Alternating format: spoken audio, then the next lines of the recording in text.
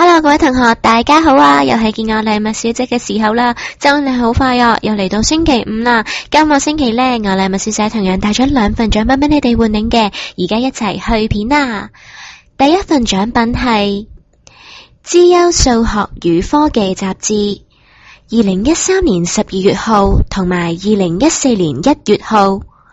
同學需要用6000個 Smart Points 嚟換領，名額有6名，一套有2本嘅。都講咗好多次啦，我禮物小姐好鼓勵同學咧要多閱讀嘅。我哋咧睇書嘅時候咧，好多時候咧可能都會偏向睇一啲故事啊，或者係一啲小說嘅內容嘅。大家有冇諗過咧睇一啲關於數學同埋科技嘅書籍咧？今次為大家帶嚟呢一本呢，就係一個好好嘅一個教育嘅雜誌嚟噶。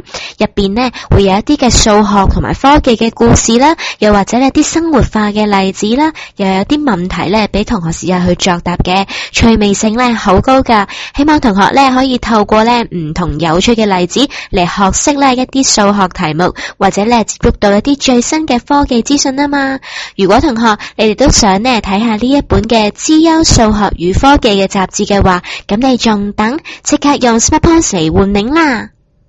第二份獎品係Nike 無臂袋熊鑰匙扣，同學需要用9000個 Smart Points 嚟換領，名額有6名。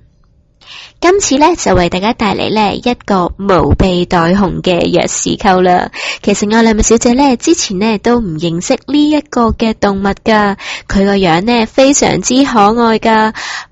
如果同學你哋想了解多啲呢一個無臂袋熊佢哋嘅生活係點嘅話，好似我咁啊，我就即刻咧上網咧 search 下咧究竟呢個無臂袋熊佢哋係點樣生活嘅咧。